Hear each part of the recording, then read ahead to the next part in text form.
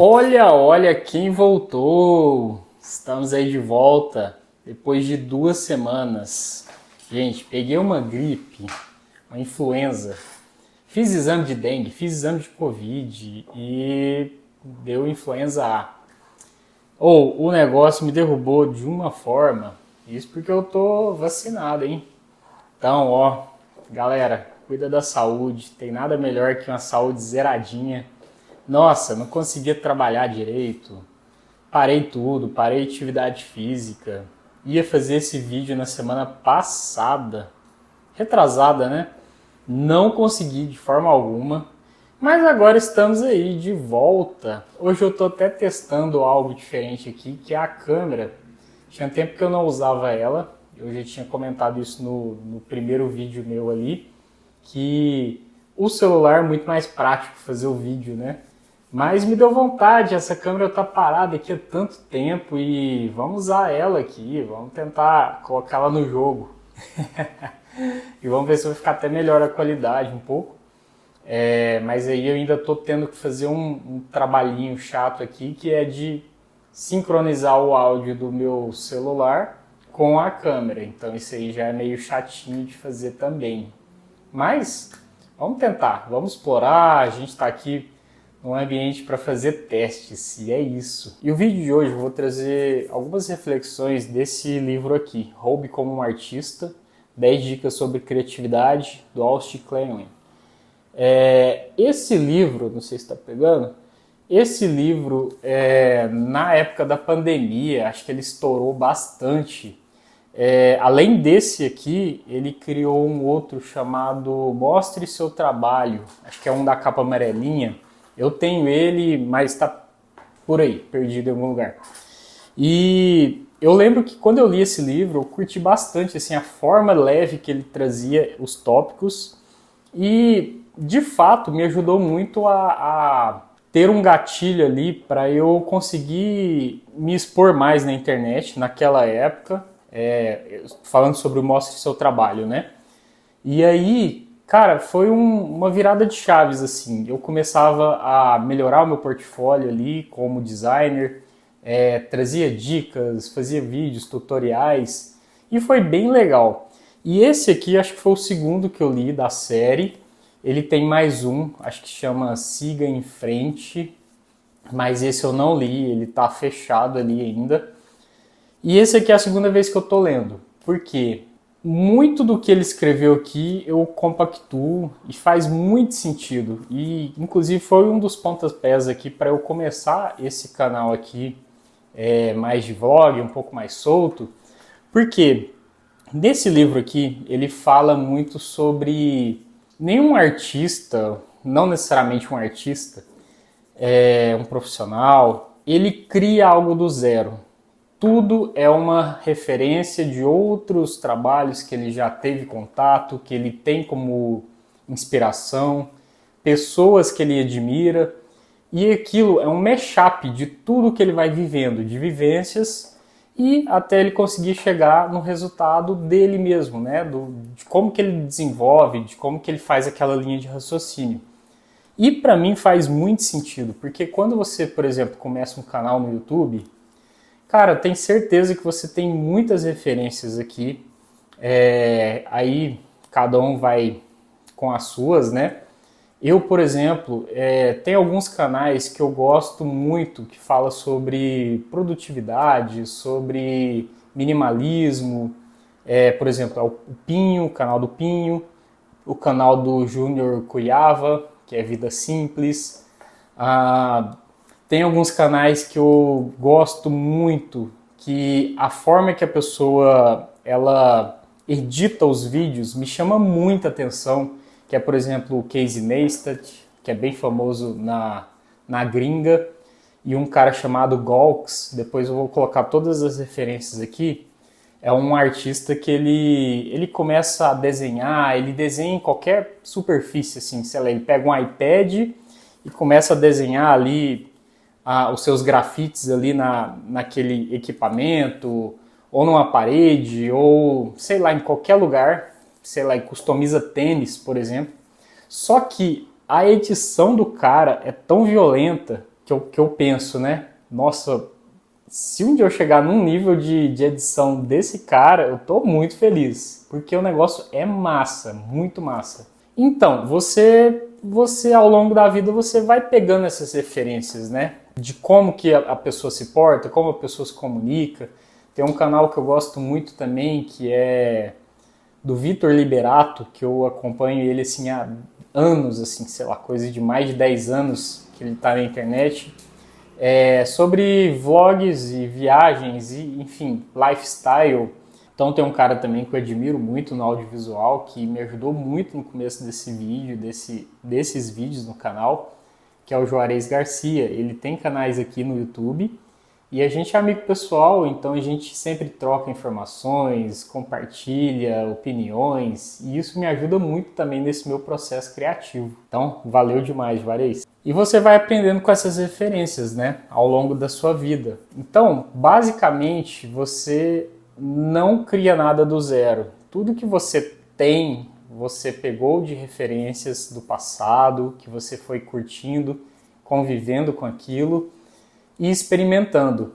E aí, tem algumas frases que eu gosto de, quando eu vou ler um livro, eu gosto de escrever tudo. Tipo, eu vou fazendo um resumão de tudo que eu acho bacana, sabe, daquele livro, para depois eu, sei lá, não ficar só com aquela informação de curto prazo na minha cabeça. Porque, cara, se eu ler hoje, daqui 3 dias eu já não sei mais nada do que eu li. Então, eu faço um resumão e aí eu vou relembrando aquilo. No outro dia de manhã eu pego e leio aqueles trechos que eu achei mais interessante e tudo mais. E aí, ele até traz um método de estudo aqui que é muito interessante, que ele fala, né? Ao invés de você devorar a disciplina em si, tenta devorar as ideias daquele artista, ou daquele criador de conteúdo, ou daquele profissional que você admira. Entenda quais são as referências daquele profissional também, de como ele começou aquele processo criativo dele. E aí você vai começando a criar uma árvore, como se fosse uma árvore genealógica mesmo ali, né? Mas você vai criando uma árvore, um mapinha.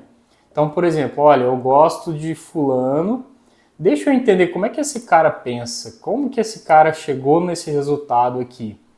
E aí você vai começar a descobrir que ele também tem as referências dele. E aí você vai subindo essa árvore. Isso é até uma técnica bem legal. Quando eu fazia mestrado, tem uma técnica chamada snowballing, que é você pegar as referências. Então você pega uma referência importante daquele tema que você está estudando, e aí você vai lendo as referências acima daquela referência. Então você vai meio que fazendo recursivamente ali uma árvore mesmo, de fato, né? E aí até você entender o contexto e você pegar o suprassumo mesmo ali, ó, daquelas pessoas. E isso eu curti muito, esse pensamento dele, porque eu fazia isso, mas eu não sabia que artistas costumavam fazer isso, né, no dia a dia. E aí quando essa árvore sua tá pronta, você faz o seu próprio galho ali, né, brotar ali, né, você vai pegando aquelas referências e aí quando você percebe, você também está criando um broto ali, que é seu, fruto do seu próprio trabalho. E aí ele até traz uma referência aqui que eu achei bem legal, que fala, né, você tem que ser curioso em relação ao mundo que vive. Confira, investigue cada referência. Vá mais fundo que qualquer outro. É assim que irá em frente. E faz muito sentido para mim, muito sentido. Quando você começa a ser curioso, você vai descobrindo caminhos antes não vistos, caminhos que te levam a lugares que você não conhecia, e isso faz toda a diferença no seu trabalho final. E aí ele fala uma coisa até divertida aqui, né? Ó, você viu algo que vale a pena furtar? Vá lá e pega aquela referência, coloca num arquivinho ali, sempre que você precisar, você consulta aquela informação.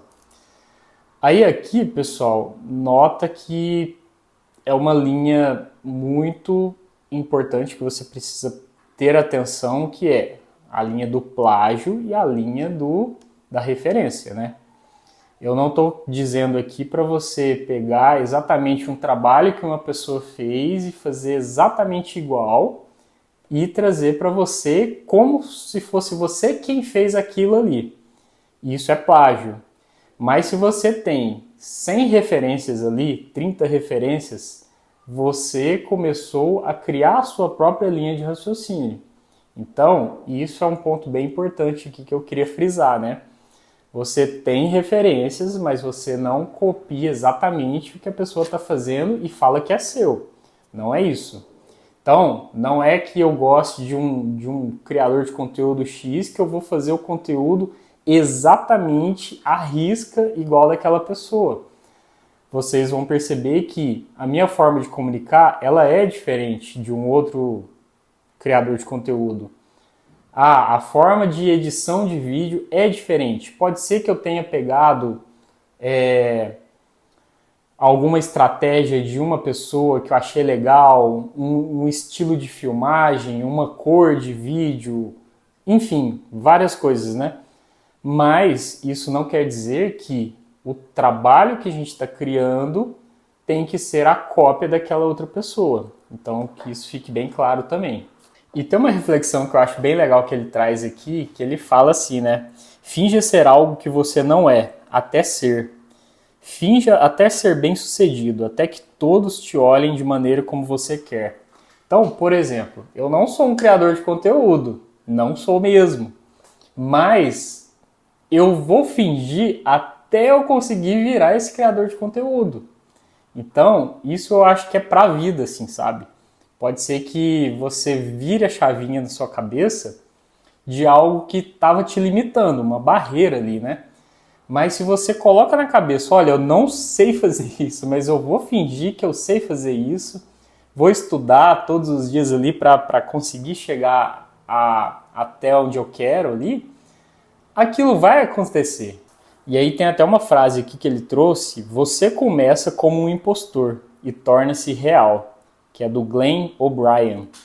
Essa frase aqui eu concordo muito, porque às vezes, até no trabalho, sabe? Você começa um cargo novo, uma função diferente, e aí você não sabe fazer aquilo, mas você, sei lá, bate no peito e fala, cara, eu sei fazer isso aqui, eu vou treinar, vou aprender, e até que provem o contrário, eu consigo fazer. E aí você manda brasa, sabe? E isso é pra vida. Outra frase também que eu anotei que me pegou muito é o seguinte: comece copiando o que você ama. Copie, copie, copie. Ao final da cópia, você encontrará a si mesmo. É uma frase aqui do Yoji Yamamoto. Isso me lembrou muito quando eu comecei no design, quando eu não sabia fazer telas, né, de aplicativos, de sites. O que eu fazia? Eu pegava um site pronto, então, sei lá, por exemplo, assim, exemplo bem clássico mesmo, pegava o aplicativo do Nubank, eu colocava no Figma, que era o programa que eu trabalho, né? E aí eu vou desenhando cada componente, um do lado do outro ali, exatamente a cópia do Nubank, para eu entender como que funciona dentro do programa. E aí eu ia desenhando ele igual, ou tentando chegar próximo, até eu entender, olha, esse design system aqui, ele tem um espaçamento de tal forma, ele está usando tamanho de fonte tal, cores assim, botões primários e secundários são dessa forma. E aí você meio que vai criando um ecossistema que você consegue entender como que você copiou. Então, isso muda todo o jogo também, porque você vai perceber que quanto mais você copia coisas ali e treina, né? É igual pegar uma folha de seda e colocar em cima de um desenho e começar a rabiscar em cima, né? Você vai fazer uma cópia idêntica, mas aquilo vai te ajudando a traçar o seu processo criativo, a depois caminhar por conta própria. Volto a reforçar, não estou falando para você plagiar o produto, mas para você usar aquilo como um estudo, um treinamento mesmo, até você ir ficando bom naquilo. Então isso ajuda muito. Então, por exemplo, quando a gente aprende a escrever, a gente copia ali o alfabeto, as consoantes, as vogais no nosso caderninho de caligrafia, exatamente igual ali a professora passou pra gente. Então um músico, por exemplo, ele começa tocando músicas de outras pessoas, né? Até ele aprender as notas básicas e aí aumentando ali o grau de dificuldade. Então um pintor também, ele observa alguma obra e começa a desenhar. Então tudo isso é um processo. E aí o autor até comenta, né? Em algum momento da vida você passa da imitação para a emulação. Então, você chegou a um ponto que você imitou aquele artista ou aquele profissional até um nível onde você começa agora a emular seu próprio caminho. Então, olha, ele fez assim, então eu entendi como que foi o processo criativo daquela pessoa, agora eu vou seguir o meu. Daqui para frente sou eu quem faço, eu vou emular esses passos. E aí você se desvincula ali dos seus heróis, né? Você deixa de copiar os heróis para você fazer as suas próprias emulações. O Kobe Bryant, que era aquele grande jogador da NBA, ele comentou: não há uma jogada que seja uma jogada nova. Então ele admitiu que todas as jogadas que ele aprendeu foi através de vídeos. E ele foi entendendo que certas movimentações ele precisava adaptar para o biotipo dele, o porte físico. Então, ele pegou as referências e foi criando a própria originalidade dele, porque cada jogador tem uma forma diferente de movimentação dentro de quadra. E aí ele comentou, essa é uma frase do próprio Kobe: eu roubei todas essas jogadas de todos esses grandes jogadores. Tento honrar os caras que vieram antes, porque aprendi muito com eles. É tudo em nome do jogo, é muito maior do que eu. E aí, pessoal, o autor comenta também para a gente aproveitar o anonimato. Porque quando você está no anonimato, você não tem aquela pressão de produzir algo maravilhoso, você não tem aquela pressão de julgamento. Você está, de fato, em uma incubadora onde você pode testar ideias. Então, esse momento é perfeito para você. Então, use a internet para você compartilhar ideias, para você esboçar ideias novas e entender o seu processo, né, ao longo do seu caminho criativo. E aí ele fala uma coisa bem importante lá na frente, que é: não procure validações externas. Uma vez que você soltou um vídeo na internet, por exemplo, você teve total controle de fato, escolher o que você estava falando e postando. Então, daqui para frente você esquece, desapega, então não tenha esse controle, desapegue total do que as pessoas vão falar ou opinar sobre você. E aí um ponto também que eu achei muito legal nesse livro, que ele fala assim: nessa era de sobrecarga da informação, aqueles que estarão à frente serão aqueles que souberem o que deixar de fora para se concentrar no que realmente importa. No fim das contas, criatividade não é apenas o que escolhemos usar, são as coisas que escolhemos deixar de fora. Então escolha com sabedoria e bora se divertir. E é isso, pessoal, terminamos mais um vídeo. Dessa vez consegui olhar para a lente, eu espero que tenha dado certo. E até o Casey Neistat, que é aquele rapaz que eu falei que é a minha referência ali na gringa de vlogs, ele falou que ele tem uma estratégia. Para ele ficar olhando para a telinha que está aqui na direita da câmera, ele sempre usa óculos de sol nos vídeos, então você nunca vai ver ele sem óculos de sol. Por conta disso, porque ele gosta de ficar se olhando na tela aqui e ele acha mais fácil produzir o vídeo assim. Então fica aí uma outra dica aí, segredos do audiovisual. Valeu demais, galera. Até a próxima.